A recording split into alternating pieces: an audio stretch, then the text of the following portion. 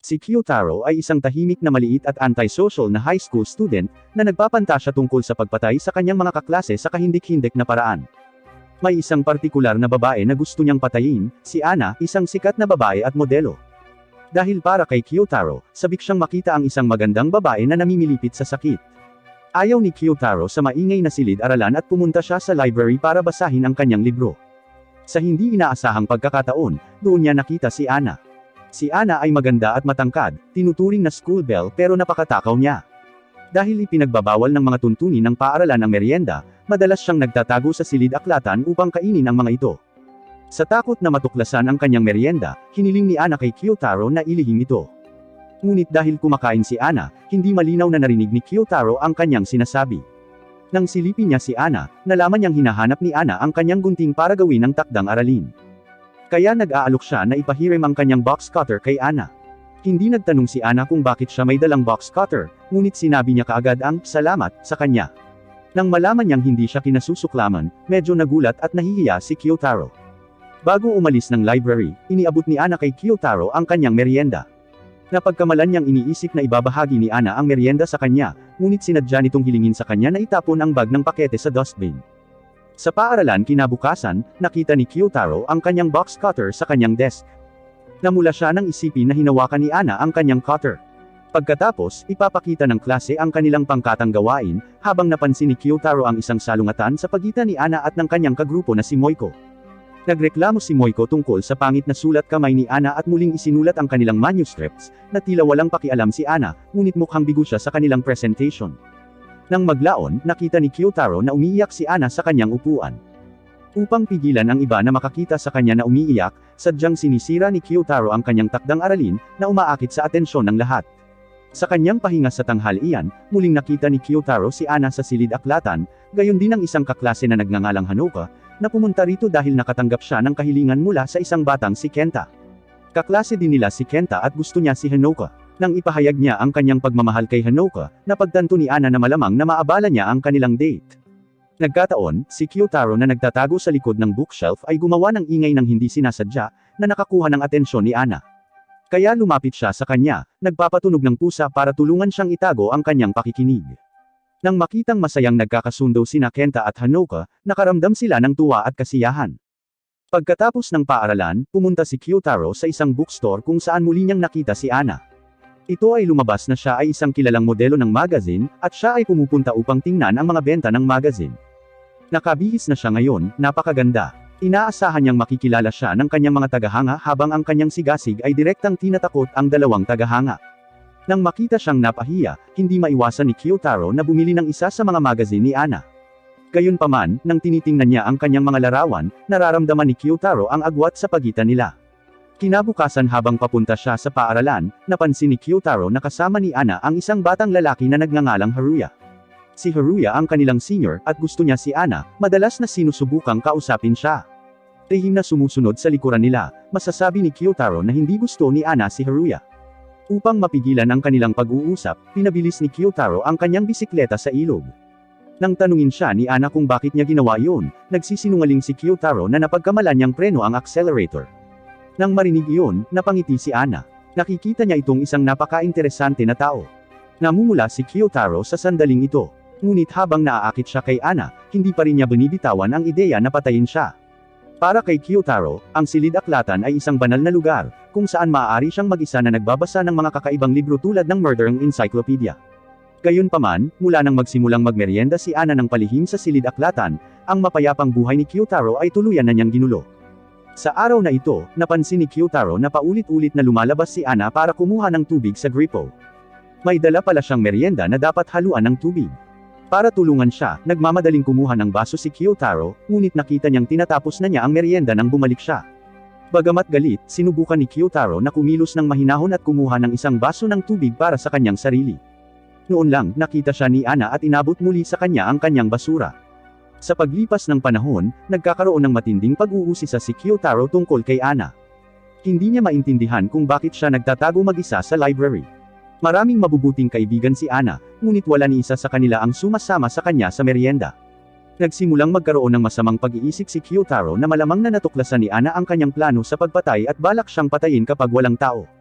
Sa sandaling iyon, narinig ni Kyotaro ang isang kaklase na nagngangalang Sho na nag-uusap tungkol kay Ana. Si Sho ay isang malibog na batang lalaki na gustong samantalahin ang pagkakataong pagpapawisan ng husto si Ana sa mga mainit na araw upang makita kung anong uri ng damit na panloob ang kanyang suot. Nalaman ang ideya ni Sho, sadyang inilaglag ni Kyotaro ang kanyang cutter sa sahig nang dumaan si Sho, kaya sinasabotahe ang kanyang plano. Samantala, umalis si Ana sa silid-aralan kasama ang kanyang mga kaibigan, at hindi na nagawa ni Sho ang kanyang plano na sumilip. Nakita ni Kyotaro kung gaano kalapit at kasaya si Ana sa kanyang mga kaibigan, lalo siyang nagtataka kung bakit kailangan niyang palihim na kumain ng merienda mag-isa sa library. Pagkatapos sa silid-aklatan, hiniram ni Ana ang pamaypay ni Kyotaro, na nalaman niyang mabango at hiniling sa kanya na amuyin ito. Hindi siya maaaring tanggihan ni Kyotaro. Habang papalapit siya kay Ana, nakita niya ang kanyang underwear na nakalabas sa pawis. Dahil dito, labis na kinakabahan at nahihiya si Kyotaro. Sa sandaling iyon, ang mabuting kaibigan ni Ana na si Chihiro ay dumating sa silid-aklatan, at si Ana ay nagtago sa ilalim ng mesa upang hindi matagpuan ni Chihiro. Nararamdaman ang temperatura ng katawan ni Ana, hindi maiwasan ni Kyotaro na magkaroon ng physiological reaction. Actually, nadiskubre ni Chihiro si Ana. Ngunit sa halip na direktang tawagin siya, sinasadya ni Chihiro na umupo sa tapat ni Kyotaro at kinausap siya tungkol kay Ana. Ibinunyag ni Chihiro na ang kanyang kondisyon sa kalusugan ay hindi nagpapahintulot sa kanya na kumain ng merienda, kaya laging nagtatago sa kanya si Ana kapag kumakain. Gayunpaman, nang si Ana ay pinuri ni Chihiro, siya ay nagpapakita ng sarili. Sa makatuwid, sinimulan ni Chihiro na purihin si Ana bilang isang cool at maalalahanin na batang babae. Siyempre, lumabas agad si Ana. Matapos makinig sa paliwanag ni Chihiro, naunawaan ni Kyotaro kung bakit nag-iisa sa pagkain si Ana ng merienda. Habang paparating na ang School Culture Festival, lahat ay nakikibahagi sa gawaing paghahanda. Plano ng klase ni Kyotaro na magtayo ng haunted house. Dahil maganda ang pagkakasulat ni Kyotaro, iminungkahi ni Ana na gumawa siya ng poster ng propaganda kasama si Hanoka. Habang ginagawa ang kanyang trabaho, hindi maiwasan ni Kyotaro na silipin ang matambok na katawan ni Hanoka. Responsable si Ana sa paglalaro ng babaeng multo sa haunted house, at nang bigla siyang lumabas sa balon, nagulat si Kyotaro sa kanya. Samantala, napansin ni Hanoka ang sexy na katawan ni Ana, na nakakaramdam ng kababaan sa kanya dahil siya ay medyo chubby. Kino-comfort ni Kyotaro si Hanoka na lahat ay may kanya-kanyang merito at hindi niya kailangang mainggit kay Ana. Gayunpaman, natuklasan niya na isinulat ni Hanoka ang apelyido ni Ana sa lapida. Nag-aalala si Kyotaro na maaaring magkaroon ng away sa pagitan ni Hanoka at Ana, kaya naisipan niyang kunin ang pagkakamali sa pagsulat ng pangalan. Sa sandaling iyon, lumitaw si Hanoka, inamin na siya ang sumulat ng pangalan ni Ana sa lapida. Ngunit wala siyang intensyon na isumpa si Ana dahil isa lamang itong karaniwang apelyido. Dahil nalaman niya ang katotohanan, humingi ng paumanhin si Ana kay Kyotaro sa pagsisi sa kanya. Samantala, ayaw pa rin ni Kyotaro na may kaugnayan si Ana sa lapida, kaya isinulat niya ang sarili niyang apelyido dito. Matapos maalis ang hindi pagkakaunawaan, hiniling ni Ana kay Kyotaro na tulungan siyang maglagay ng kunwaring dugo sa kanyang mukha. Namula, mabilis siyang gumawa ng pulang tuldok sa mukha niya at tumakbo palayo. Sa panahon ng Culture Festival, natuklasan ni Kyotaro na sinusubukang lapitan muli ni Haruya si Ana. Dahil tinulungan siya ni Haruya na iligtas ang kanyang bisikleta, sa tingin niya ay hindi masamang tao si Haruya.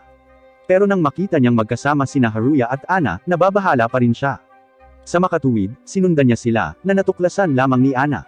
Inaanyayahan ni Ana si Kyotaro na bisitahin ang silid-aralan na may tema ng ating bayan 80 taon na ang nakakaraan, kung saan nagulat si Ana nang makita ang kanyang tahanan sa mapa. Hindi malilimutan ni Kyotaro at gusto niyang kumuha ng litrato sa mapa. Pero nagkamali si Ana na akala niya ay nag-aalok siya na magpa-picture kasama siya. Pagkatapos ay kinuha niya ang kanyang telepono, at nakipag-selfie sa kanya.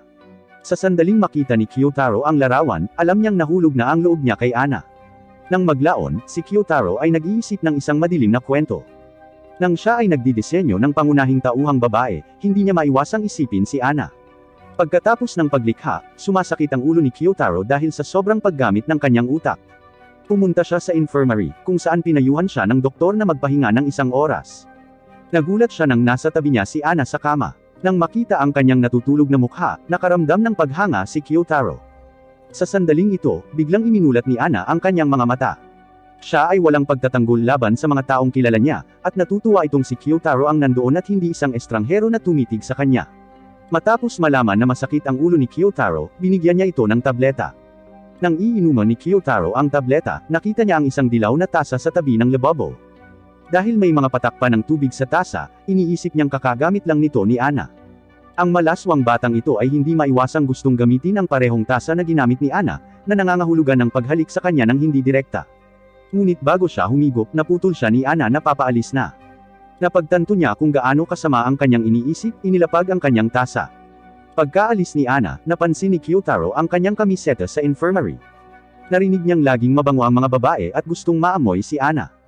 Sa oras na ito, bumalik ang doktor sa infirmary at nakita rin ang kamiseta ni Ana. Batay sa impormasyon tungkol dito, natuklasan niya na sina Kyotaro at Ana ay nasa parehong klase at humiling sa kanya na tumulong na ibalik ito sa kanya. Sa wakas ay naamoy ni Kyotaro si Ana ayon sa gusto niya, na sinundan ng isang pisyolohikal na reaksyon na nagaganap. Nang bumalik si Kyotaro sa silid-aralan upang ipagpatuloy ang kanyang kwento, narinig niya ang tatlong lalaki na nag-uusap ng mga paksang nasa hustong gulang. Balak pa nga ni Sho na tanungin si Ana kung pinasisigla niya ang kanyang mga pribadong bahagi gamit ang mga laruan. Gayunpaman, hindi siya nangahas na makipag-usap ng personal kay Ana, kaya hiniling niya kay Kyotaro na tumulong na magpasa ng isang sulat sa kanya. Ayaw ni Kyotaro na malaman ni Ana ang maruruming iniisip ni Sho, at sa gayon ay ibinigay sa kanya ang papel kung saan siya gumuhit ng sketch ng kanyang pangunahing tauhang babae batay kay Ana. Pagkatapos ay binuksan niya ang sulat ni Sho, na nakita lamang na gustong mahingi ang line address ni Ana. Dahil binigay ni Kyotaro ang kanyang sketch kay Ana, kailangan niyang i-redraw ito. Noon lang, narinig niya na hihilingin ni Sho sa mga babae na gumawa ng isang napakalaswang psychological test. Hihilingin niya sa kanila na hawakan ang kanyang kamao gamit ang isang kamay, at depende sa kung paano niya ito hinawakan, malalaman niya ang kanyang mga pananaw sa pagpapalagayang loob at sa kanyang gustong posisyon. Iniisip ni Moiko na gusto lang ni Sho na kunin ang pagkakataon na hawakan ang mga kamay ng mga babae. Para mapanatag siya, pinapunta ni Sho ang mga lalaki para kumuha ng pagsubok ng magkasama. Ngunit ayaw pa rin hawakan ng mga babae ang kamay ni Sho, kaya gumagamit sila ng ruler, o kahit na ang kanilang mga paa para hawakan siya. Isa pa, hindi talaga sila nagtitiwala sa mga salita ni Sho, at nagpa siya silang hanapin ang psychological test online. Matapos malaman na ang pagsubok ay talagang napakabastos, tumanggi si Ana na sumali dito. Sa kanyang pahinga sa tanghalian, napansin ni Ana na nawawala ang kanyang candy, at dahil si Kyotaro lang ang nasa library, pinaghihinalaan niya na ninakaw niya ang kanyang candy. Hinawakan niya ang kamay nito, nalaman lang na misunderstand niya ito. Gayunpaman, ang kanyang aksyon ay nagpapaalala kay Kyotaro ng psikolohikal na pagsubok ni Sho, at napagtanto na si Ana ay gustong mangibabaw pagdating sa matalik na pakikipag-ugnayan, na nakakasabik sa kanya ng labis na nahihirapan siyang huminahon. Sa PE class, natamaan ng basketball ang ilong ni Ana. Si Kyotaro ay labis na nag-aalala tungkol sa kanya kaya siya ay nagmadali sa infirmary sa lalong madaling panahon. Ayaw niyang malaman ng iba, kaya palihim siyang nagtatago sa ilalim ng kama. Sa sandaling ito, nasa telepono si Ana kausap ang kanyang pamilya. Dahil sa kanyang pinsala sa ilong, hindi siya makakasali sa photoshoot bukas. Nalungkot siya kaya tumulo ang mga luha niya sa sahig. Nang makita ito, hindi mapigilan ni Kyotaro na lumuha. Ito ang unang pagkakataon na nakita niyang mahina si Ana, at tila napagtanto niya ang kanyang nararamdaman para sa kanya. Pagkatapos nito, pumasok si Ana sa paaralan gaya ng nakagawian. Bagamat hindi nabali ang kanyang ilong, nakonsensya siya at nadidismaya dahil sa hindi niya nakuhang photoshoot. Si Kyotaro ay nagmamalasakit kay Ana at lihim siyang sinusundan. Nang nalaman niyang nauubos na ang mga paper towel ni Ana, iniwan niya ang mga paper towel sa library at minarkahan ang, maaari mong gamitin ito. Maya-maya, mukhang naayos na ni Ana ang sarili. Pagkatapos kumain ng kanyang merienda, pinunasan niya ang kanyang mga kamay gamit ang tissue ni Kyotaro. Nang makita ang ngiti sa kanyang mukha, gumaan ang pakiramdam ni Kyotaro. Pero ayaw niyang aminin na gusto niya si Ana. Paulit-ulit niyang sinasabi sa sarili na hindi lang niya kinasusuklaman si Ana ngunit wala siyang balak na umibig dito. Sa tanghalian sa araw na iyon, napansin ni Kyotaro na sinusubukan ni Ana na palihim na ilabas ang gatas sa labas ng klase, sa pag-aakalang gusto niyang pakainin ng gatas ang mga ligaw na tuta. Sa kanyang pagtataka, gusto lang ni Ana na gumawa ng ilang yogurt na may gatas. Nang makitang walang lalagyan ng gatas si Ana, pinaalalahanan niya itong kumuha ng mangkok sa silid ng pang-ekonomiyang tahanan. Magkasama silang pumupunta sa silid-aralan ng home economics, at nakita nilang nakalock ang pinto. Dinadala na lang siya ni Kyotaro sa science lab, kung saan kukuha sila ng mga glass beaker bilang lalagyan ng gatas. Dahil si Kyotaro ay napaka-partikular tungkol sa mga gramo ng gatas, nakita siya ni Ana na napaka-interesante. Habang matagumpay na nagagawa ang merienda, hiniling ni Ana kay Kyotaro na tikman muna ito. Pagkatapos ay siya na ang mag-enjoy. Bigla silang nakita ng isang guro. Natakot at nabulunan si Ana, dahilan para tumalsik sa kanya ang merienda. Ngunit ang nakita ng guro ay ang mga legs ni Ana na natatakpan ng hindi kilalang likido, na hinala na may ginagawa silang masama. Bagamat ipinaliwanag ni Kyotaro na yogurt lang ito, matinding binatikos pa rin sila ng guro. Sa masusing paglilinis, palaging umaaligid kay Ana ang isang batang babae na nagngangalang Rin. Kinilala siya ni Kyotaro bilang ang nakatama kay Ana ng basketball, at nahulaan niyang sinusubukan niyang humingi ng tawad kay Ana. Sa oras na ito, nahulog ang basahan ni Ana mula sa bintana at nagmamadali siyang bumaba. Kaya napalampas ni Rin ang pagkakataong humingi ng paumanhin, nakaramdam ng pagkabalisa. Bilang parehong kaibigan ni Rin at Ana, ang isang batang babae na nagngangalang Serena ay nag-aalala na baka maisip ni Ana na sinadya ang ginawa ni Rin na humihimok sa kanya na humingi ng tawad sa lalong madaling panahon. Ngunit si Rin ay kumikilos ng mahiyain, na ikinagalit ni Serena, na pagkatapos ay nahulog sa isang away kay Rin. Pagkatapos ng klase, pumunta si Rin sa library para hanapin si Ana. Alam ni Kyotaro na malamang na sinusubukan niyang humingi ng tawad, at sa gayon ay nagpa siya na umalis sa lugar para sa kanila. Akmang aalis na siya, pinigilan siya ni Ana. Lumalabas na nahuhumaling siya sa isang app na nagbabago ng mukha at gusto niya itong subukan kasama si Kyotaro.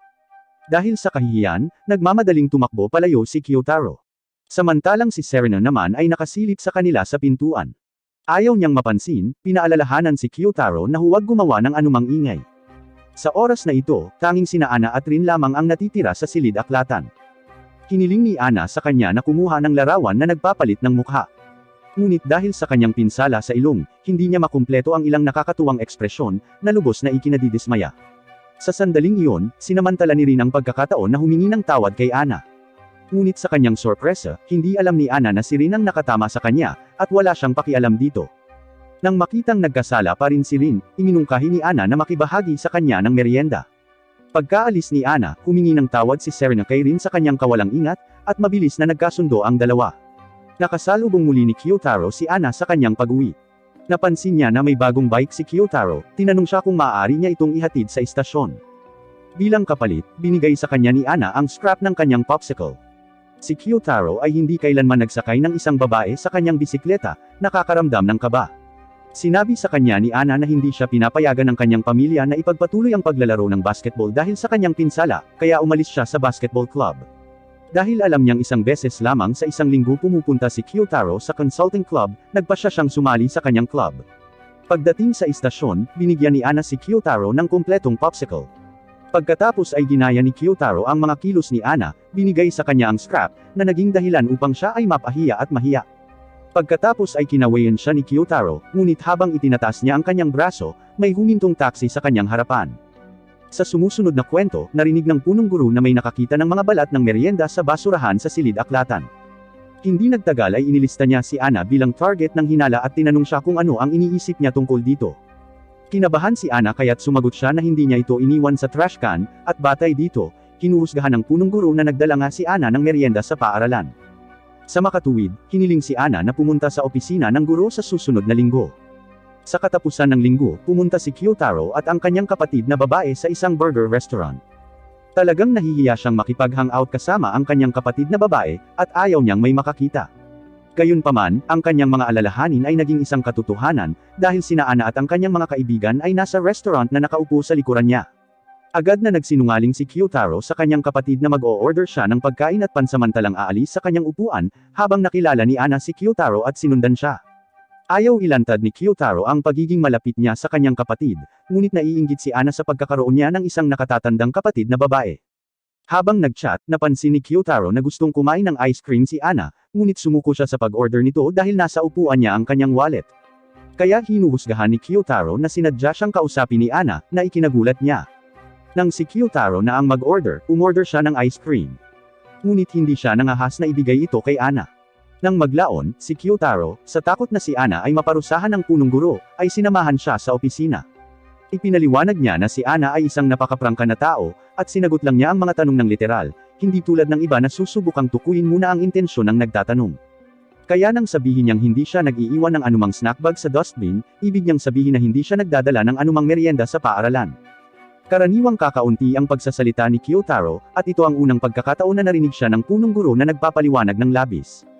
Siya ay nakumbinsi ni Kyotaro na huwag panagutin si Ana. Upang pasalamatan si Kyotaro, binigyan siya ni Ana ng isang candy.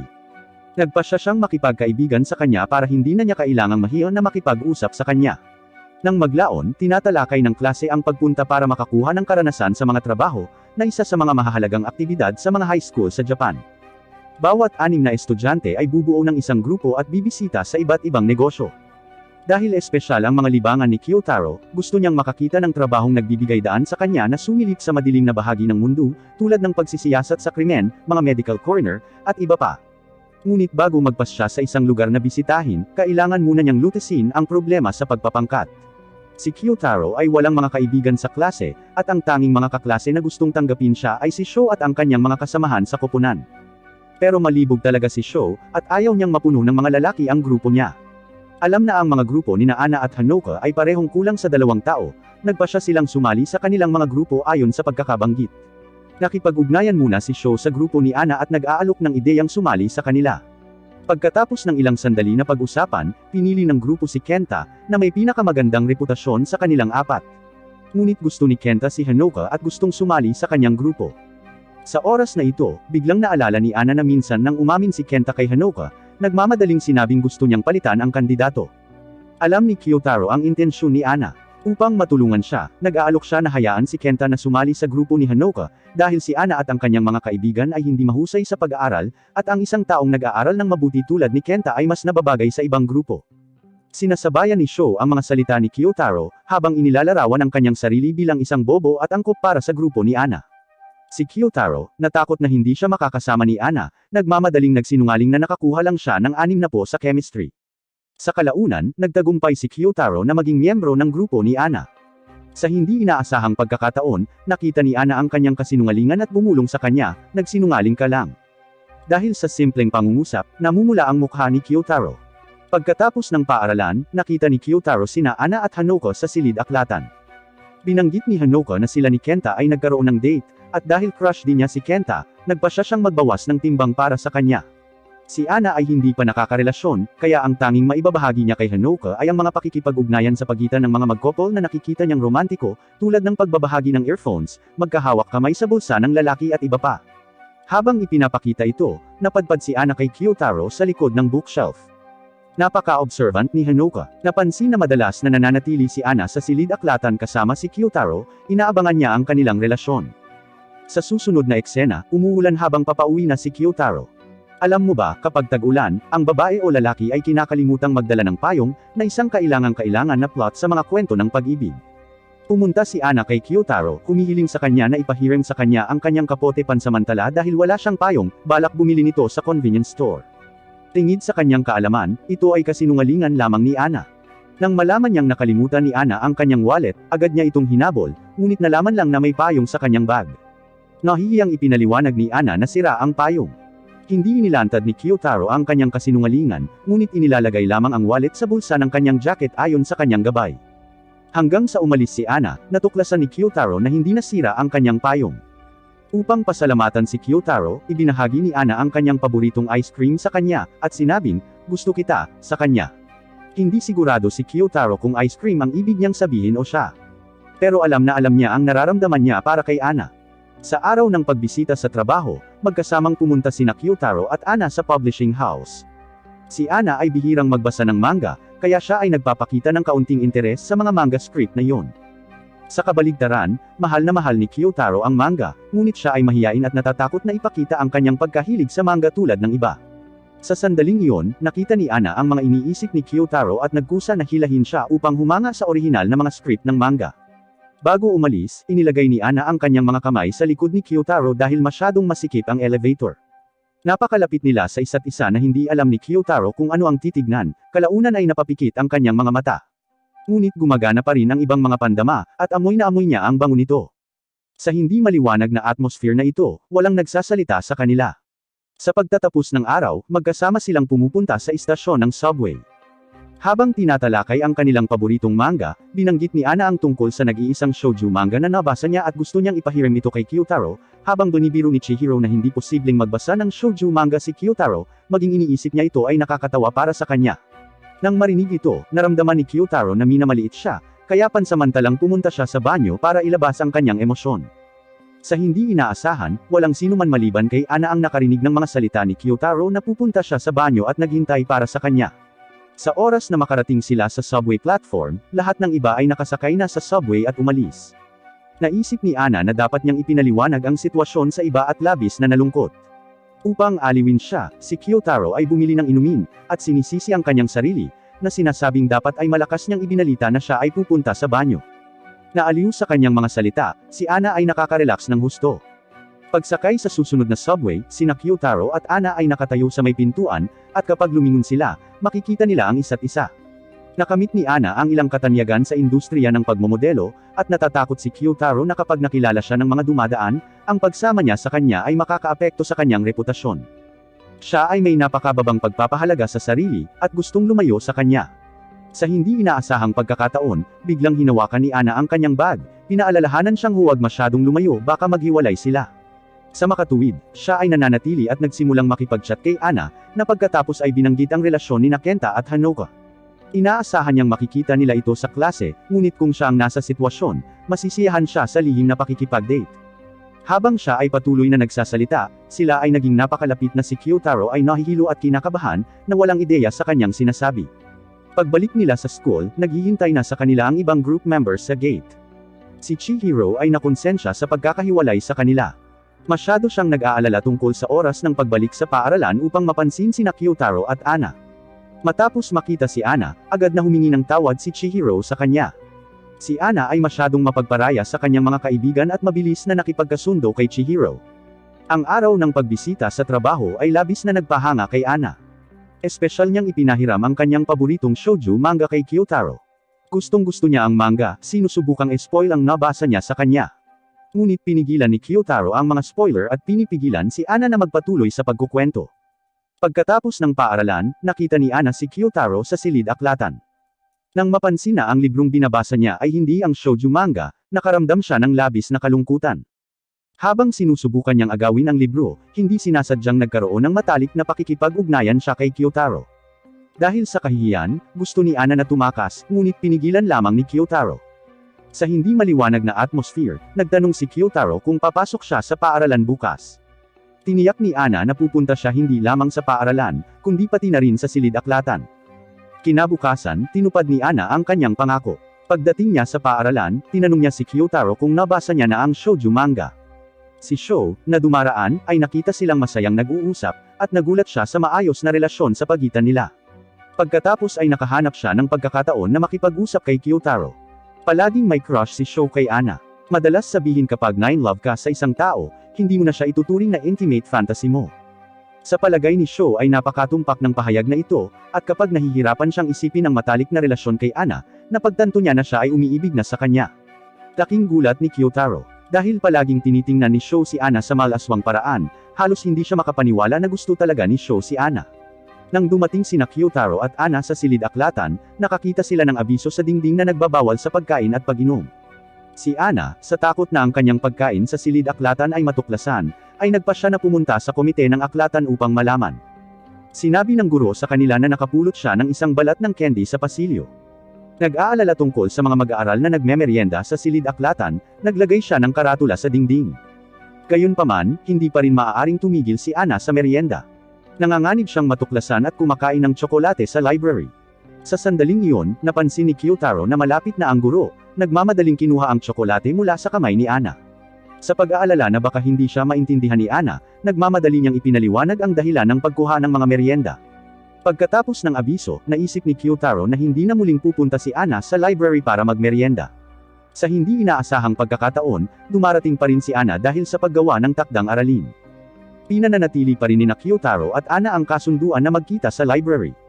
Gustong-gusto ni Kyotaro si Ana, at para mas makilala siya, hinanap niya sa internet ang pangalan nito. Ngunit nang malaman niya na si Ana ay gumagawa ng pelikula, pakiramdam niya ay napakababa niya na hindi siya naniniwala na maaabutan niya itong maging kasintahan. Sa klase ng PE, napansin ni Kyotaro na nakabaliktad ang shirt ni Ana. Dahil sa nalaman nito, iniabot ni Ana ang kanyang jacket kay Kyotaro, at mabilis na binago pabalik ang kanyang shirt nang hindi man lang ito itinaas. Si Kyotaro ay sobrang nahihiya na hindi siya naglakas loob na tumingin kay Ana, pinabagal lamang ang kanyang pagtakbo. Pagkatapos tumakbo, napagkamalan ni Ana ang jacket ni Kyotaro na sa kanya at direktang isinuot ito. Sa klase sa matematika, hiniling ng guro si Sho na pumunta sa harapan upang lutasin ang isang problem sa matematika. Sa pag-aalala na makita ni Sho si Ana na suot ang kanyang jacket, itinaas ni Kyotaro ang kanyang kamay at sinagot ang problem. Sa kanyang sorpresa, alam pala talaga ni Ana na maling jacket ang kanyang kinuha. Sa panahon ng pahinga sa tanghalian, siya ay lumapit upang makipagpalitan ng mga jacket kay Kyotaro. Ang kanilang klase ay nagpapalit-palit ng upuan paminsan-minsan. At sa pagkakataong ito, nakaupo si Kyotaro sa kaliwa ni Ana. Ito ay dapat na maging isang masayang bagay, ngunit sa lalong madaling panahon ay nakita niyang naharangan ang kanyang paningin, dahil si Ana ay mas matangkad sa kanya. Si Hanoka, na nakaupo sa tabi ni Kyotaro, ay napansin ito at nag-alok na ipahiram sa kanya ang kanyang mga notes. Sa sandaling iyon, nakita ni Ana ang malapit na pakikipag-ugnayan sa pagitan ni Kyotaro at Hanoka, na nagiging medyo nakakaselos at hindi nakakatuwa. Nagmamadaling ipinaliwanag ni Kyotaro na ang nakikita lang niya ay si Ana sa mga klase. Siya ay labis na kinakabahan na hindi niya binanggit ang tungkol sa pagharang ni Ana sa kanyang paningin, na naging sanhi ng hindi niya pagkakaunawaan na siya ay nakatitig sa kanya sa panahon ng mga klase, at siya ay agad na namula. Hanggang sa iulat ito ni Hanoka sa guro na hindi nakikita ni Kyotaro ang pisara, nalilinaw na nila ang hindi pagkakaunawaan.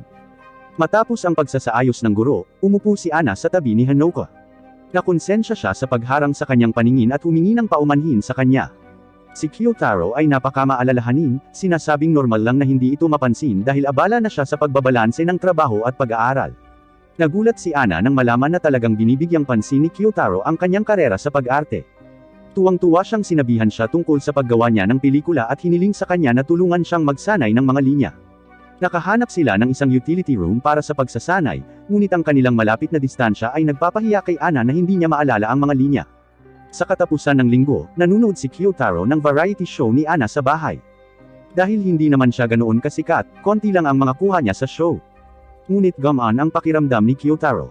Dahil nag-aalala siya na kapag sumikat na si Ana ay lalo itong lumayo sa kanya. Di nagtagal, nagdaos ang klase ni Kyotaro ng komperensya ng magulang at guro, isa pang mahalagang aktibidad para sa mga paaralang Hapon. Bago ang graduation, aayusin ng paaralan ang mga guro, mag-aaral, at magulang na talakayin ang isyu ng karagdagang edukasyon at trabaho ng mga mag-aaral. Ayaw ni Kyotaro na manatili sa kanyang ina, kaya lihim na nagtatago sa isang sulok, para lamang makita si Ana na nagkusa na makipag-usap sa kanyang ina, at makipagpalitan ng mga candy sa kanya. Gusto ni Ana ang ina ni Kyotaro.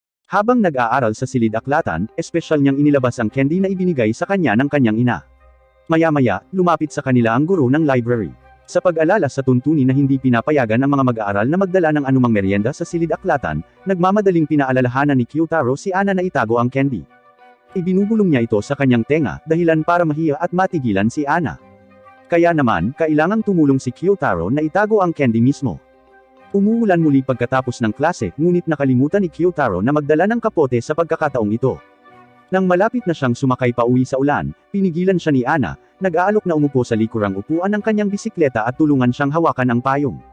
Gayunpaman, iniisip ni Kyotaro na hindi ito ligtas at tinatanggihan siya. Umuwi siyang mag-isa nang bigla niyang makita ang isang shopping bag sa kanyang bike, na malamang na naiwan ni Ana. Nakita niya ang mga gamit sa pag-aalaga ng babae sa bag, nag-aalala na si Ana ay nasa isang espesyal na sitwasyon, at agad na bumalik upang mahabol siya, para lamang sabihin na hindi ito para sa kanyang regla. Pagkatapos noon, nilagnat si Kyotaro dahil sa pag-ulan at kailangang humingi ng pahinga. Si Ana, na nag-aalala sa kanyang sitwasyon, ay dinadalaw siya. Nagulat si Kyotaro, at sinubukang bumalik sa kanyang silid upang magpalit ng isang disenteng damit para mag-iwan ng magandang impresyon kay Ana. Ngunit na-overestimate niya ang kanyang pisikal na kondisyon. Bago niya maisuot ang damit ay nahimatay siya. Naghihintay sa labas ng mahabang panahon, si Ana pagkatapos ay nagmamadaling pumunta sa kanyang silid upang tingnan ang sitwasyon, at nakita siyang nakahandusay sa sahig. Mabilis niyang tinulungan itong bumangon at isuot ang kanyang damit. Si Kyotaro ay nahihilo ngayon, nagkakamali sa pag-aakalang nananaginip siya. Kaya tumabi siya kay Ana, dinadama ang malambot nitong katawan. Napayakap din si Ana sa kanya. Nang magising si Kyotaro, wala si Ana dito, nag-iwan lamang ng sulat na nagnanais ng mabilis na paggaling niya.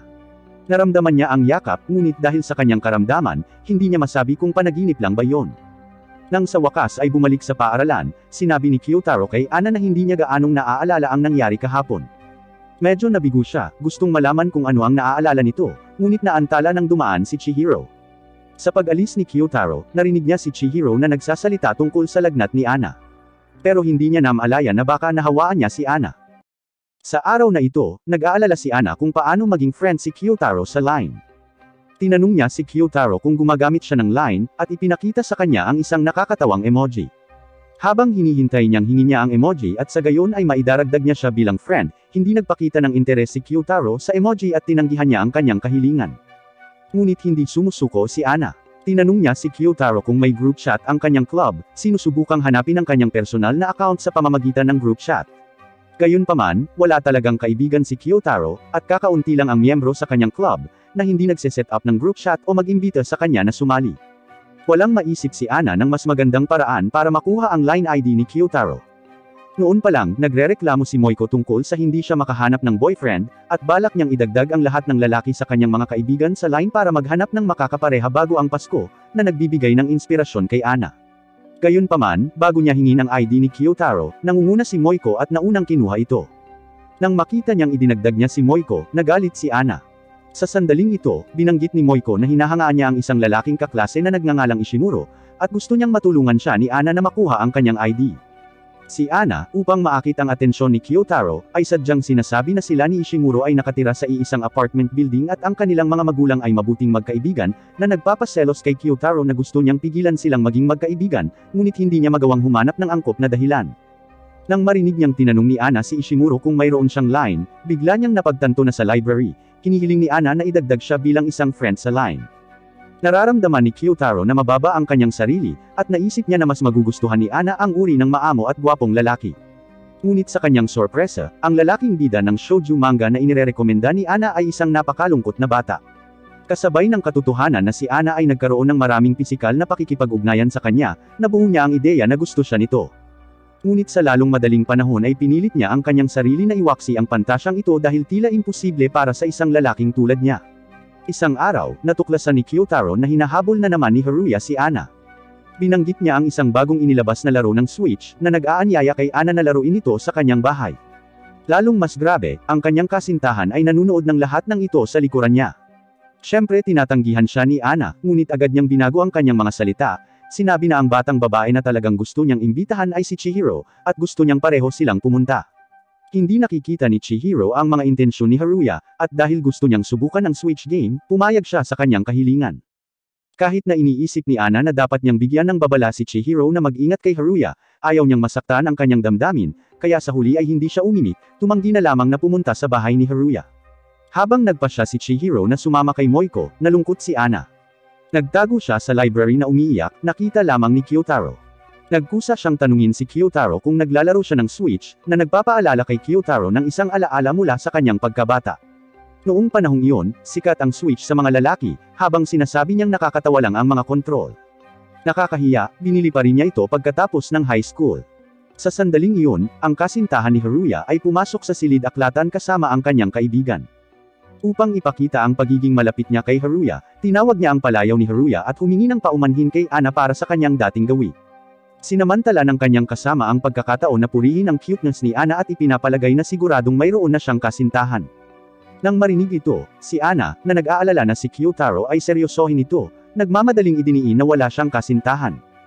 Nang mapansin na tila nagmamalasakit si Ana kay Kyotaro, hindi maiwasan ng dalawang babae na isipin na may something sa pagitan ni Ana at Kyotaro. Agad silang pumunta para dalhin si Haruya dito.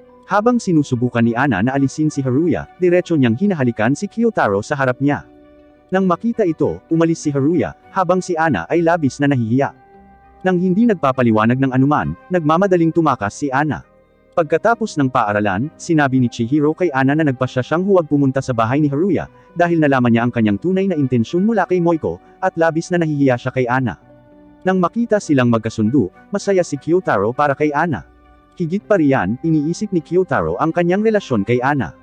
Naalala niya ang mga panahong magkasama sila, pinaghihinalaang ginagamit lang siya nito para maitaboy ang ibang mga lalaki, at hindi niya ito gusto. Habang iniisip iyon, hindi pa muling nagpunta si Kyotaro sa library mula noon. Pagkalipas ng ilang araw, nakita ni Ana na galit si Kyotaro. Sa tingin niya ito ay dahil sa kanyang halik, at nagpa siya na humingi ng tawad sa kanya. Gayunpaman, hindi pa rin siya pinapansin ni Kyotaro, na nagpaiyak sa kanya. Nang makita ang mga luha ni Ana, biglang napagtanto ni Kyotaro na hindi niya ito naiintindihan. Napakabait na babae ni Ana, at kaya paano niya ito gagamitin para sa isang tiyak na layunin. Muli nitong ibinalik sa alaala niya ang Switch. Alam niyang hindi siya makakakuha ng Switch, kaya sa pagsasabi na kahangalan ng Switch, talagang sinusubukan niya lang kumbansihin ang kanyang sarili na hindi niya gusto nito. Ganun din si Ana ngayon. Para gumaan ang pakiramdam ni Ana, nagsinungaling si Kyotaro na hindi siya pumunta sa library dahil abala siya sa ibang bagay, at hindi siya nagagalit. Nang marinig ito, si Ana ay nakaka-relax at masaya. Niyakap niya ng mahigpit si Kyotaro, bagamat idiniin na isa lamang itong yakap sa pagitan ng magkaibigan. Nabawi ni Kyotaro at Ana ang kanilang pagkakaibigan. Sa pag-uwi, ibinalik ni Kyotaro ang shoujo manga na ipinahiram sa kanya ni Ana, at ipinangako niyang dadalan siya ng pangalawang volume sa susunod na linggo. Gayunpaman, sa susunod na linggo, hindi ito dinadala ni Ana. Dahil nalalapit na ang bakasyon sa taglamig, idinagdag niya ang line ni Kyotaro sa kadahilanang maaari siyang makipag-ugnayan sa kanya para ibigay sa kanya ang manga sa panahon ng bakasyon. Sa bisperas ng Pasko, gumawa ng appointment sina Ana at Kyotaro upang magkita sa Shibuya. Bihirang makita ni Kyotaro si Ana sa kanyang daywear, at nagmamasid siya ng matagal bago humakbang para kumustahin siya. Excited si Ana sa date ngayon. Nang makita niya si Kyotaro, kusa siyang tumalikod at ni-retouch ang kanyang lipstick. Si Kyotaro ay natatakot na maging masyadong malapit kay Ana, natatakot na mapagkamalang mag-couple. Si Ana, gayunpaman, ay patuloy na nagsisikap na makalapit kay Kyotaro. Nagsisinungaling siya na napakabigat ng manga na dala niya kaya kailangan niya ng tulong nito. Habang naglalakad sila, napansin ni Ana ang maraming tao na nakapila sa harap ng isang kafe. Naakit sa mga muffin sa signboard, hinila niya si Kyotaro sa loob. Kasama si Ana, si Kyotaro ay labis na kinakabahan. Hindi niya alam kung ano ang sasabihin, casual na tinatanong siya kung paano na itirintes ang kanyang buhok. Sa kanyang pagtataka, sinabi sa kanya ni Ana na ang kanyang ina ang nagtirintes sa kanyang buhok. Minsan na niyang nakita ang kanyang ina, na tila seryosong magulang, at hindi niya inaasahan na magiging ganoon kalapit at mabait ito kay Ana ng pribado.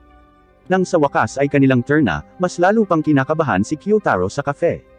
Sa totoo lang, hindi siya mahilig sa kape o dessert, na muling nagpapaalala sa kanya ng malaking gap sa pagitan nila ni Ana. Hindi niya alam kung paano siya pakikisamahan. Pagkatapos noon, hiniling ni Ana kay Kyotaro na kunan ng video ang kanyang pagkain ng muffins. Iniisip ni Kyotaro na i-upload niya ang video sa kanyang profile sa social media, ngunit direktang ipinadala ni Ana ang video sa kanya. Habang sinusuri niya ang video, biglang inabot ni Ana ang kanyang baba, ipinaalala sa kanya na tingnan siya sa halip na ang video. Biglang naging malabo ang atmosphere sa pagitan nila. Paglabas ng kafe, sabay silang tumungo sa shopping center, kung saan hiniling si Kyotaro na pumili ng mga damit para kay Ana, at upang makita kung ano ang hitsura niya sa mga damit. Sa pag-iisip na nagpapalit ng damit si Ana sa fitting room sa likod niya, medyo nasasabik si Kyotaro.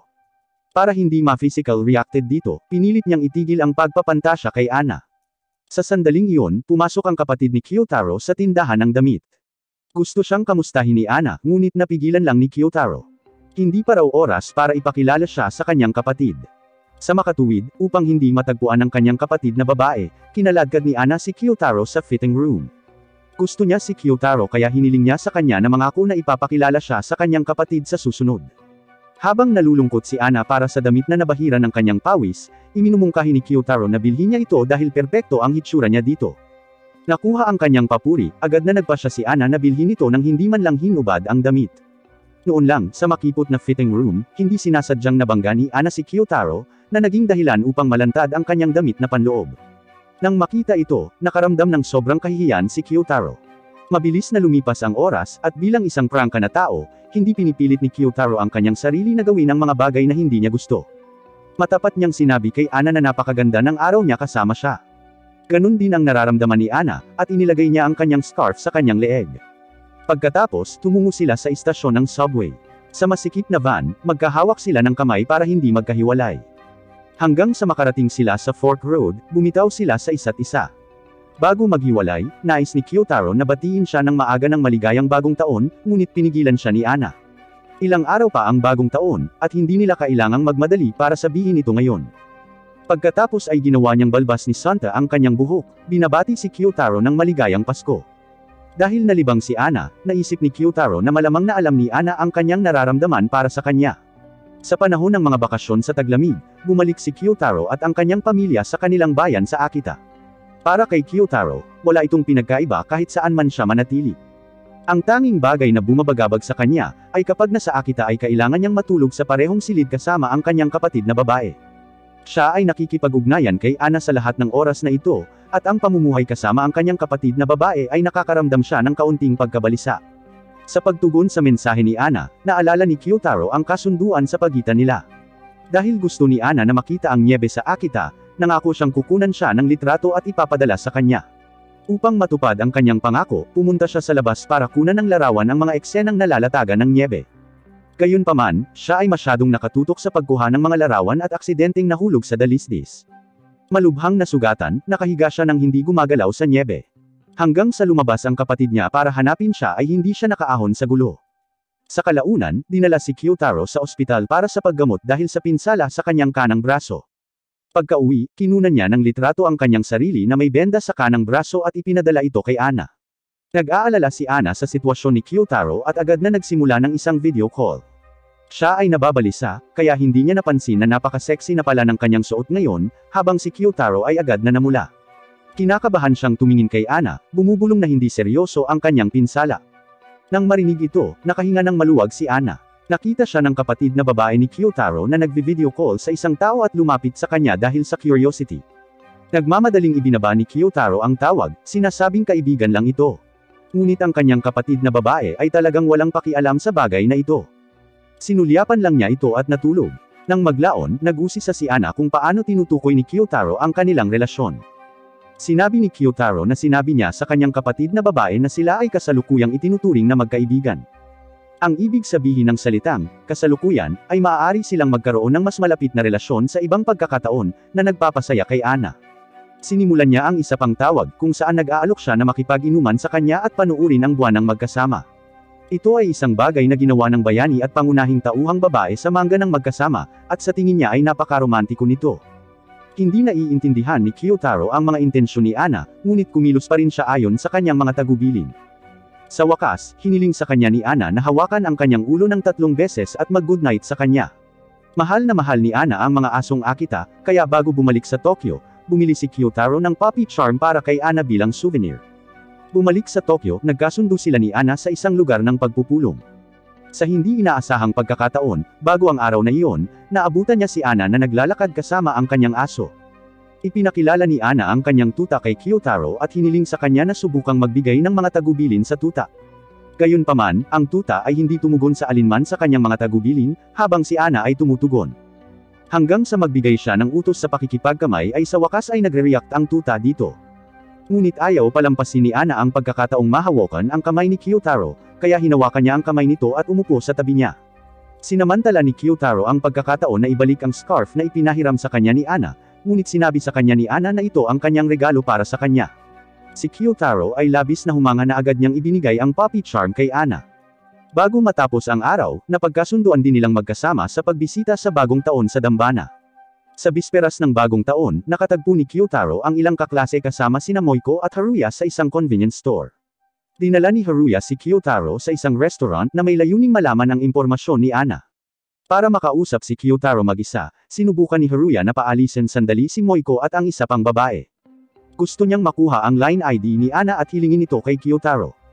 Ngunit labis na gusto ni Kyotaro si Ana kaya mariin niyang tinanggihan ang kahilingan ni Haruya. Sa sandaling ito, bumalik si Moiko at tinulungan si Kyotaro mula sa pagkubkob sa pamamagitan ng paghiling sa kanya na ihatid siya pauwi. Sa pagbabalik, sinadya ni Moiko na hawakan ang kamay ni Kyotaro, habang si Kyotaro ay agad na umiwas sa kanyang paghawak at umamin na gusto niya si Ana. Matagal nang nakikita ni Moiko ang kanyang mga iniisip at sinusubukan lang siyang subukan. Nang makita ang kanyang reaksyon, nakita niyang napaka-interesante siya. Nagulat si Kyotaro tungkol sa kanyang sarili na matapang na inilantad ang kanyang nararamdaman para kay Ana. Matapos makipaghiwalay kay Moiko, bigla niyang gustong marinig ang boses ni Ana, kaya tinawagan niya ito at binati ito ng Happy New Year. Dahil narinig niya ang boses ni Moiko sa telepono, dali-dali niyang binaba ang tawag. Tumangala siya sa langit at sumumpa na balang araw ay aamin siya kay Ana. Sa araw ng bagong taon, binisita ni Kyotaro at ng kanyang pamilya ang dambana. Ayon sa kasunduan nila ni Ana, sasamahan niya ito pagkatapos niyang humiwalay sa kanyang pamilya. Sa hindi inaasahang pagkakataon, dumating si Ana ng maaga sa lugar ng pagpupulong, at nakita siya ng kapatid ni Kyotaro. Napansin niya na si Ana ay maingat na sinusuri ang kanyang makeup, hinulaan na siya ay siguradong naghahanda para sa isang pulong sa kanyang kasintahan. Si Kyotaro ay sobrang nahihiya at natatakot na aminin na siya ang kadate ni Ana. Sa oras na ito, nakita sila ni Ana at lumapit upang kumustahin sila. Sa huli, magkasamang kinumpleto ng pamilya ni Ana at Kyotaro ang pagbisita sa bagong taon. Sa pag-alis ng pamilya ni Kyotaro, niyakap siya ni Ana mula sa likuran at hinihiling na matupad ang lahat ng kanyang hiling. Gustong-gusto ng kapatid ni Kyotaro si Ana at iniimbitahan siya sa kanilang tahanan para sa hapunan. Habang hinuhubad ni Ana ang kanyang coat, nakita ni Kyotaro na nakasabit siya ng poppy ornament sa kanyang palda. Dahil binili ni Kyotaro ang ornament kasama ang kanyang kapatid na babae, natatakot siya na malaman ng kanyang kapatid na babae ang tungkol sa kanilang hindi maliwanag na relasyon at nagmamadaling inabot ang ornament ni Ana. Sa kasamaang palad, ang kanilang matalik na pakikipag-ugnayan ay pumukaw pa rin ang hinala ng kanyang kapatid na babae, at nang makita ang ornament ng tuta, tila kumbinsido siya na ang kanilang relasyon ay napaka-espesyal. Pagkatapos, ang kanyang kapatid na babae ay naghahanda ng oden para kay Ana, at ipinakita rin ang mga lumang larawan ni Kyotaro. Lumalabas na si Kyotaro ay may mahusay na mga marka, at mayroon siyang dalawang matalik na kaibigan noong siya ay nasa elementarya. Sa oras na iyon, parang wala pa siyang psychological problem. Si Kyotaro ay nag-aatubili na banggitin ang nakaraan, na pinipigilan ang kanyang kapatid na babae na magpatuloy sa pagtingin sa album ng larawan. Pagkatapos ay nagpa siya ang kanyang kapatid na babae na umalis sa puwang para kina Ana at Kyotaro. Bago lumabas ng silid, sinabi niya kay Ana na natutuwa siyang handa si Ana na maging kaibigan si Kyotaro. Marahil ay pumayag na siya sa kanilang relasyon at binigay kay Kyotaro ang puppy charm na binili niya. Nang makita ito ni Ana, nagkamali siyang isipin na ito ay isang mag-couple na nakasabit na ornament at tuwang-tuwa. Habang malapit ng iligpit ni Kyotaro ang album, si Ana, na interesado sa kanyang nakaraan, ay sumunod sa kanya sa kanyang silid. Dahil nagtapos sina Kyotaro at Chihiro sa parehong elementarya, nakita niya si Kyotaro sa photo album ni Chihiro noong nakaraan. Habang tinitingnan ang mga larawan, nagtanong si Ana kay Kyotaro ng ilang mga katanungan. Matapos malaman na ang mga dating matalik na kaibigan ni Kyotaro ay hindi pumasok sa parehong high school na tulad niya dahil nag-enroll sila sa ilang pribadong paaralan, tila naiintindihan ni Ana kung bakit nagkakaroon ng nahihiya na personalidad si Kyotaro. Habang nag-uusap, isang magazine sa kama ang nakakuha ng atensyon ni Ana. Si Kyotaro, natakot na malaman ni Ana na itinatago niya ang kanyang magazine, hindi sinasadyang sumunggab sa kanya. Si Ana ay sobrang nahihiya, at agad niyang itinulak si Kyotaro. Bago humiwalay, kumuha siya ng mga larawan ni Kyotaro at inanyayahan siya sa kanyang tahanan. Nang gabing iyon, napanaginipan ni Kyotaro ang nangyari noong siya ay nagtapos sa junior high school. Noong mga panahong iyon, hindi siya nakapasok sa pinapangarap niyang high school na naging dahilan ng paghihiwalay niya sa dalawa niyang matalik na kaibigan, at labis siyang nadismaya. Bagamat ilang batang lalaki ang kumausap sa kanya noong siya ay unang pumasok sa high school, lahat sila ay natakot sa aklat ni Kyotaro na may pamagat na Bizarre Crime Files Murders. Nagising si Kyotaro mula sa kanyang panaginip, at inilagay pa rin ang mga libro sa kanyang bag. Bagamat ang panloob na pag-iisip ni Kyotaro ay nagpapaalala sa kanya na huwag ipagpatuloy ang pagbabalat kayo sa kanyang sarili sa mga nobela ng krimen, at talagang sabik na sabik siyang makipag-usap sa mga tao, ayaw pa rin niyang gumawa ng mga pagbabago. Pagkatapos ng almusal, ibinaba siya ng kanyang pamilya sa gate ng paaralan, kung saan nakita niya si Ana. Dahil hindi pa gumagaling ang pinsala ni Kyotaro, hiniling nila kay Ana na tumulong sa pag-aalaga sa kanya, at masayang sumang-ayon si Ana. Isinabot ni Ana ang palamuting puppy sa kanyang school bag at pinilit si Kyotaro na isabit ito sa kanyang damit. Medyo nahihiya si Kyotaro. Bigla niyang napagtanto na kung wala si Ana, hindi siya magiging aktibo sa paaralan. Pagkatapos ay sinabi sa kanya ni Ana na ito ay dahil siya ay pumupunta sa paaralan sa kanyang sariling pagkukusa, kaya sila ay nagkakilala. Nang marinig ito, medyo naantig si Kyotaro. Sa sandaling ito, ang kanyang mga libro ay hindi sinasadyang nahulog sa lupa. Alam na alam niya na ang dahilan kung bakit niya dinadala ang mga librong ito ay para lamang magkaila. Hindi man siya naiintindihan ng iba, nasasabi niya pa rin sa sarili niya na lahat ng ito ay dahil sa mga kakaibang librong iyon. Matagal na niyang sinarado ang kanyang puso, kaya lalong nasira ang kanyang pagkatao. Ngunit nang yakapin at aliwin siya ni Ana, labis siyang naantig. Sa pagtatapos ng kwento, halos huli na sina Ana at Kyotaro dahil nakalimutan nila ang oras ng kanilang klase. Nakasalubong nila si Moiko habang nagmamadaling pumunta sa classroom. Panunukso ni Moiko na para na silang tunay na magkasintahan. Hindi sumagot si Ana, naglabas pa nga ng candy sa kanyang bulsa at ibinigay kay Kyotaro. Ito ay tila nangangahulugan na ang kanilang relasyon ay magiging mas matalik sa natitirang mga taon ng kanilang high school. Dito na ang katapusan ng unang season. Nagpapatuloy ang kwento sa pagtatanong ni Chi at iba pa kay Kyotaro tungkol sa kanyang nabali na braso. Sinabi sa kanya ni Chi na sinabi ni Ana sa kanila ang lahat, kabilang ang kung paano siya nahulog sa Snow Mountain sa Akita. Sa sandaling iyon, si Adachi, nang makita ang atensyon na natatanggap ni Kyotaro mula sa mga babae, ay nagseselos at binalaan siya na huwag magyabang sa harap niya dahil lamang sa isang bali. Natigil ang paghawak ni Kyotaro sa atensyon ng kanyang mga babaeng kaklase nang mapansin nila ang kanyang Akita keychain. Bago sila umalis, bumulong si Ana sa kanyang tainga at ipinaalam sa kanya na puntahan siya kung sakaling nahihirapan siya. Sa sandaling iyon, nakita ni Hara ang kanilang taos-pusong pag-uusap at tumingin sa keychain ni Kyotaro, na tumutugma sa kay Ana, at naniniwalang may nangyayari sa pagitan nila. Nang maglaon, nakita ni Kyotaro ang kanyang guro sa silid-aralan, na nagtanong sa kanya tungkol sa kanyang bali na braso. Nag-aalok ang kanyang guro na pahiramin siya ng tulong sa pamamagitan ng pagtatalaga sa kanya ng isang kaklase na maaaring tumulong sa kanyang pag-aaral at mag-aalaga sa kanyang braso.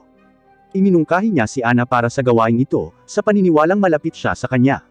Gayunpaman, tinanggihan ni Kyotaro ang kanyang kahilingan, na nagsasabi na hindi sila malapit sa isa't isa at halos hindi sila nag-uusap sa isa't isa. Tinitiyak niya sa kanya na ayos lang siya at maghahanap siya ng isang tao mula sa klase na tutulong sa kanya. Pagpasok niya sa silid-aralan, nakita niya si Ana, na narinig niya ang lahat, at binigyan siya ng isang hindi nasisiyahang tingin, na naging sanhi ng kanyang takot. Pagkatapos ay umalis siya, na naging sanhi upang mapagtanto ni Kyotaro na tinapos na niya ang lahat pagkatapos makalapit sa kanya ng kaunti. Sa kanyang mesa, sinimulan niyang kopyahin ang mga notes ngunit napagtanto na hindi niya maisulat ang mga ito gamit ang kanyang kaliwang kamay. Naniniwala siyang kakailanganin niya ng isang taong magbibigay sa kanya ng kopya ng mga notes ngayon. Nakita ito ni Ana, at bago pa siya makapagsalita, lumabas na siya ng silid-aralan. Pagkaraan ng ilang minuto, pumasok si Adachi at binigay sa kanya ang nakasulat na mga notes, ipinaalam sa kanya na hiniling ni Ana na kopyahin niya ang mga notes na iyon para sa kanya. Sinabi pa niya sa kanya na tinawag siya ni Ana na isang mabait at cool na lalaki, sa paniniwalang maaaring interesado ito sa kanya. Nakaramdam ng paninibugho, binigyan siya ni Kyotaro ng pamatay na tingin, dahilan upang umatras si Adachi. Pagkatapos ng klase, kinumpronta niya si Ana tungkol sa pakikipag-usap niya sa kanilang guro at humingi ng paumanhin sa sinabi niya ang mga salitang iyon. Ipinaalam niya sa kanya na ayaw niyang magdulot ng anumang problema para sa kanya, kaya't sinabi niya rito na ayaw niyang umasa sa kanya. Gayunpaman, inamin niya na kung may mangyari sa kanya, gusto niyang umasa kay Ana. Nang marinig ito, ngumiti si Ana at sinabing alam na niya ito mula pa noong una, dahilan upang mapapula ang ating bida at tinakpan ang kanyang mukha. Habang sabay na naglalakad pa uwi, hiniling niya kay Kyotaro na ibigay sa kanya ang kanyang bag para mahawakan niya ito. Sa una ay tinanggihan ito ni Kyotaro, sa paniniwalang mabigat ang bag at maaaring masaktan niya ang kanyang mga kamay. Gayunpaman, napagtanto niya na kung hindi niya ito gagawin, maaaring magalit siya sa kanya. Matapos ibigay sa kanya ang kanyang school bag, hiniling niya kay Ana na huwag masyadong makipag-usap kay Adachi, na naging dahilan upang magtaka siya kung nagseselos siya. Mapaglaro siyang nagtanong kung bakit, ngunit hindi sumagot si Kyotaro. Pagkatapos noon, tinulungan ni Ana si Kyotaro sa mga bagay sa loob ng ilang linggo, kabilang ang pagkain ng tanghalian, pagbabasa ng mga libro, at pagkopya ng mga notes. Sinasalamin ni Kyotaro ang lahat ng ito at inamin na hindi siya sanay sa mga pamamaraan ni Ana. Sa panahon ng klase, narinig ni Kyotaro si Adachi at iba pang mga kaklase na lalaki na nag-uusap ng isang magazine.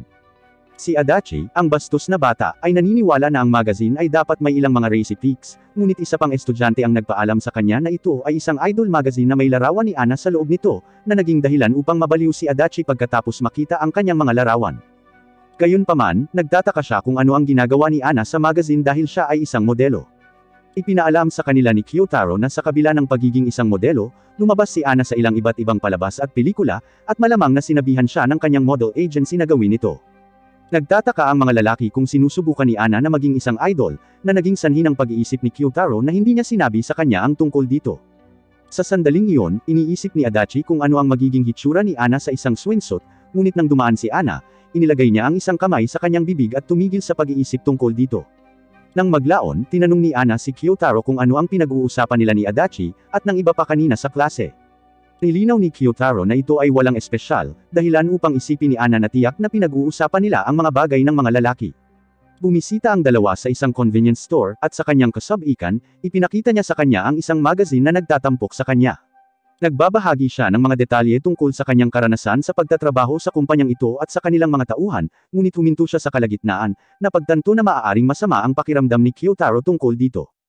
Gayunpaman, ang ating nagmamalasakit na batang lalaki, palaging mapagmahal at nagmamalasakit, ay nagpapaalam sa kanya na gusto niya ang kanyang karaniwang hitsura at kapag siya ay tapat sa lahat ng bagay. Nang marinig ito, bumili siya ng mga magazine para kay Kyotaro, at umalis ang dalawa sa tindahan. Habang nasa daan, plano ni Kyotaro na magtanong tungkol sa trabaho ni Ana para malaman pa niya ang tungkol sa kanya ngunit nag-aalangan itong tanungin ito. Nagpakita sa kanya si Ana ng higit pang mga larawan mula sa magazine at tinanong si Kyotaro kung alin ang pinakagusto niya. Sinabi ni Kyotaro na hindi niya gusto ang sinuman ngunit inamin na ang hitsura niya ay ganap na naiiba kaysa sa hitsura niya sa magazine. Nang marinig ito, napagtanto ni Ana na nakita na ni Kyotaro ang magazine noon, kung saan kinumpirma ito ni Kyotaro, na nagsasabi na hindi sinasadyang dinala ng kanyang kapatid ang magazine kahapon. Pagkatapos ay ipinaalam niya kay Kyotaro kung gaano kaiba ang pakiramdam ng buhay ng idol kumpara sa kanyang normal, ngunit lubos siyang nasisiyahan dito. Sa kanilang klase sa home economics, sinubukan ni Ana na mag-crack ng mga itlog ngunit sa huli ay ginulo silang lahat. Nakikipag-chat si Haru kay Kyotaro tungkol sa kung ano ang ginagawa niya sa bakasyon sa taglamig, kung saan sinagot niya ang pagpunta sa kanyang bayan at pagkatapos ay nabali ang kanyang kamay. Pagkatapos ay tinanong niya si Ana ng katulad na tanong, at naglista siya ng isang grupo ng mga bagay na ginagawa niya sa holiday, kabilang ang paggugol ng oras kay Kyotaro sa bisperas ng Pasko. Nang tanungin ni Ana si Haru tungkol sa mga winter break, kinumpirma niya na sila ni Kanzaki ay bumibisita sa isang shrine, at naging awkward ang mga bagay sa pagitan nila dahil nagpapakita si Kanzaki kasama ang kanyang mga malalago ng patilya. Dahil doon, hindi niya alam kung ano ang gagawin sa mga ganitong uri ng kondisyon at tinanong niya si Ana kung ano ang dapat niyang gawin. Tumingin si Ana kay Kyotaro at pagkatapos ay sinabi sa kanya na wala siyang kasama sa kanyang buhay, kaya hindi niya alam. Biglang dumating ang kanilang home economics teacher at sinabihan silang itago ang kanilang bangs sa ilalim ng kanilang mga bandana. Si Kyotaro, na may sugat pa rin ang kamay, ay hindi alam kung paano ito gagawin, ngunit tinulungan siya ni Ana, dahilan upang matawarin siya sa kanyang kasalukuyang hitsura. Habang tinutulungan niya si Kyotaro gamit ang kanyang bandana, napagtanto muli ni Haru na may nangyayari sa kanilang dalawa. Pagkatapos ay muling nagkita-kita ang tatlo kay Adachi at isa pang kaklase sa pagkain na kanilang ginagawa sa klase. Bago kainin ni Ana ang luto ni Adachi, inagaw ito ni Kyotaro at naunang kinain ito. Sinabi niya kay Adachi na masarap ang lasa. Napansin ni Haru na nahulog sa sahig ang keychain ni Kyotaro, kinuha ito, at ibinigay sa kanya. Sinabi ni Ana kung gaano ka-cute ang keychain, at bago pa matanong ni Haru si Kyotaro tungkol dito, dumating si Kanzaki at nakipag-chat sa kanya. Sa library, iniisip ni Kyotaro kung alam ni Haru ang nangyayari sa pagitan nila ni Ana. Iniisip niya kung paano maaaring tumugon si Ana kay Haru kung magtatanong siya tungkol dito. Habang tinutulungan si Kyotaro, nakatulog si Ana. Humihingi ng paumanhin sa paggawa nito, inamin ni Kyotaro na madalas siyang humihingi ng tawad sa kanya.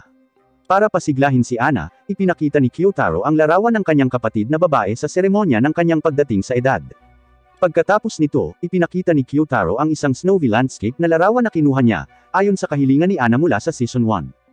Sa hindi sinasadyang pagkakataon, nasabi niya kay Ana na ito ay kung paano niya nabali ang kanyang braso, na naging dahilan upang siya ay muling malungkot. Nilinaw ni Kyotaro kay Ana na nahulog siya dahil hindi siya naging maingat. Umalis ang dalawa sa library sa isang awkward na sitwasyon. Kinabukasan, naisip ni Kyotaro si Ana at kung bakit hindi siya gaanong nakikipag-ugnayan sa kanya nitong mga nakaraang araw. Hinarap ni Nachi, Moiko, at Serena si Kyotaro at tinanong siya tungkol sa hindi pangkaraniwang pag-uugali ni Ana kamakailan. Pumasok si Ana sa klase, binati ang lahat, ngunit napagtantong nawawala ang kanyang keychain. Hindi sigurado si Kyotaro kung dapat niyang ipahiram sa kanya ang kanyang keychain o hindi. Kasabay nito, inanunsyo ng guru ni Kentaro ang maagang pagtatapos ng lecture ngayong araw dahil sa paparating na mga isyu sa panahon. Nakatagpo ni Kyotaro sina Haru at Kanzaki sa tabi ng mga locker. Ibinalita ni Haru ang insidente ng keychain, na ipinaalam sa kanya na labis na nababagabag si Ana tungkol sa keychain. Si Kyotaro, batid na kung gaano siya nagmamalasakit sa keychain na iyon, ay umalis sa paaralan upang hanapin ito. Naghanap siya habang papunta sa paaralan ngunit nakita siya ni Moiko, ipinaalam sa kanya na naghahanap siya sa maling panig at itinuro siya sa tamang direksyon. Habang hinahanap ang keychain ni Ana, nakasalubong niya si Ana. Pinadalhan pala ni Moiko si Ana ng larawan tungkol kay Kyotaro na may hinahanap. Habang umiiyak, ipinaalam sa kanya ni Ana na hinanap niya kung saan-saan sa kanyang tahanan ngunit hindi niya ito makita. Bago pa siya tuluyang umiyak, nakita ni Kyotaro ang kanyang keychain na nakasabit sa isang puno. Kinuha niya ito at ibinigay kay Ana. Ipinahayag niya ang kanyang pasasalamat sa tulong nito sa paghahanap nito. Bumahing si Kyotaro, at iminungkahi ni Ana na dumaan siya sa kanyang tahanan upang magpainit, na ikinagulat niya. Like and comment kung natutuwa ka sa video na ito. Mag-subscribe sa aking channel para sa higit pang anime recaps, at sabihin sa akin kung anong anime recap ang gusto mo sa susunod na makita, magkomento sa ibaba.